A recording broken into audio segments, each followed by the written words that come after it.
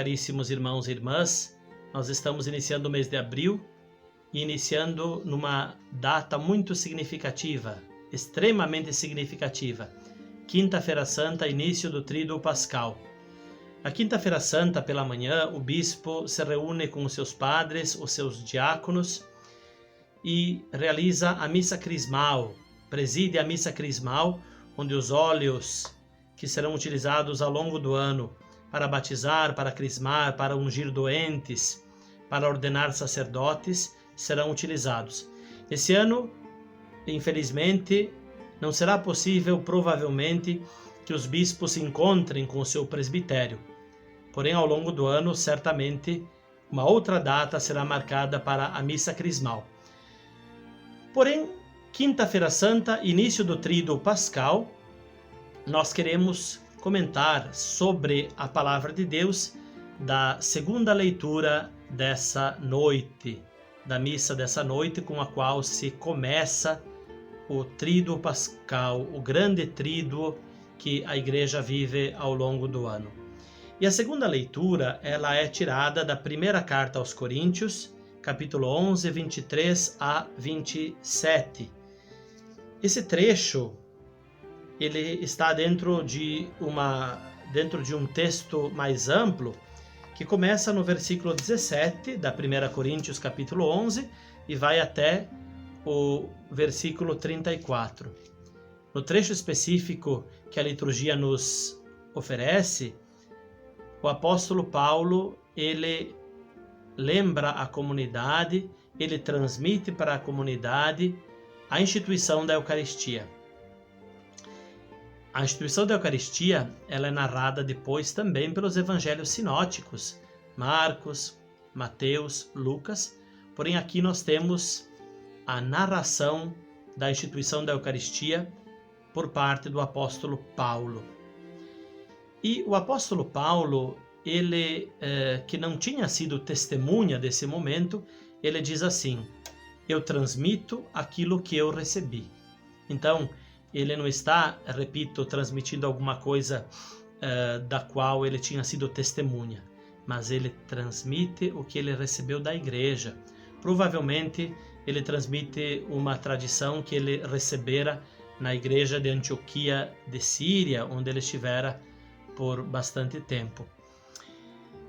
Porém, para que nós possamos compreender melhor o porquê Paulo apresenta esta narração da instituição da Eucaristia, ele a apresenta porque, infelizmente, na comunidade de Corinto estavam acontecendo problemas. Naquela época, diferente do que agora, o partir do pão, ou seja, a celebração da Eucaristia, acontecia junto a uma refeição fraterna, junto a uma janta fraterna.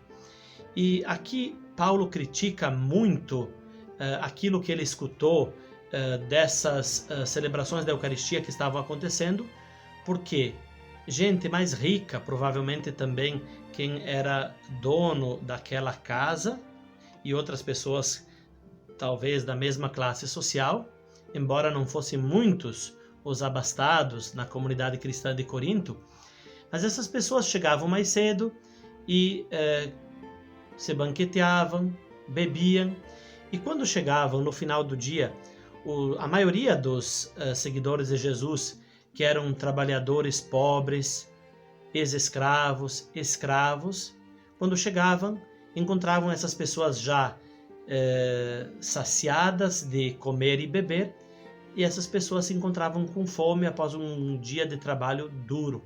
Talvez essas pessoas, aliás, provavelmente também levassem consigo alguma coisa para partilhar, mas todas coisas muito simples, né? E chegando lá, encontravam esses irmãos já saciados, talvez até já um pouquinho alegres pela bebida, né? E Paulo, ele critica muito isso, porque ele deixa muito claro que Jesus, quando tomou o pão e o partiu, quando tomou o cálice e o deu aos seus discípulos, ele o fez numa atitude de profunda solidariedade. Jesus disse: eu faço isso por vós. Eu dou o meu corpo por vós. Eu derramo o meu sangue por vós. Fazei isso em minha memória. Portanto, comer do corpo de Cristo e beber do sangue de Cristo é viver atitude de solidariedade, é viver atitude de serviço. De modo que aquilo que estava acontecendo na celebração da Eucaristia em Corinto estava em profunda contradição com aquilo que Jesus tinha feito. Aquela celebração da Eucaristia que estava acontecendo em Corinto não estava vivendo em modo coerente a memória de Jesus. Falando das Eucaristias que nós vivemos hoje em dia nós não vivemos mais a Eucaristia junto com uma janta, né? E esse costume ele acabou caindo em desuso. Nós celebramos a missa, como todos nós conhecemos. Porém, algo que nós temos muita dificuldade, como Igreja Católica, como comunidades, é compreender que o comer o corpo de Cristo, o beber o sangue de Cristo, estão intimamente ligados com a solidariedade em relação ao corpo de Cristo, que é a Igreja. Eu tenho, assim, impressão, mas também, assim, bastante...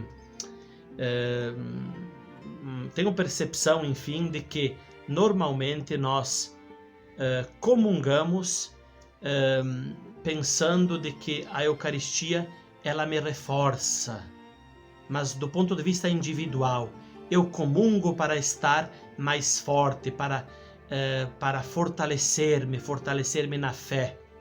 Mas dificilmente nós temos a percepção de que comer o corpo de Cristo, beber o sangue de Cristo, nos convida fortemente a sermos solidários com a comunidade cristã, com os nossos irmãos que estão celebrando conosco a Eucaristia, com os nossos irmãos que fazem parte da nossa comunidade, com os irmãos que estão vivendo situações de pobreza, situações de necessidade física, necessidade espiritual, todas as necessidades, enfim, aquilo que o Papa Francisco chama de as fronteiras, todas as fronteiras no sentido das pessoas marginalizadas, pobres, mas também as fronteiras existenciais.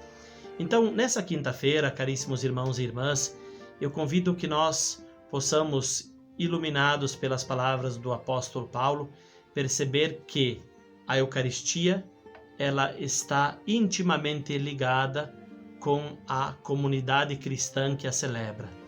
A Eucaristia ela é celebrada pela comunidade e a Eucaristia forma a comunidade. Eucaristia sem solidariedade não é verdadeira Eucaristia. Então, nessa quinta-feira santa, caríssimos irmãos e irmãs, celebremos a Eucaristia e que esta Eucaristia nos torne solidários, assim como Jesus Cristo, nosso Senhor, deu a si mesmo por nós, derramou o seu sangue, deu o seu corpo por nós, para que nós possamos formar uma comunidade de irmãos. Desejo a todos nós que o Tríduo Pascal nos torne cristãos mais autênticos e que cheguemos à alegria da Páscoa, da ressurreição, neste sábado à noite, na grande vigília pascal, no domingo da ressurreição, com muita alegria, a alegria de sermos irmãos.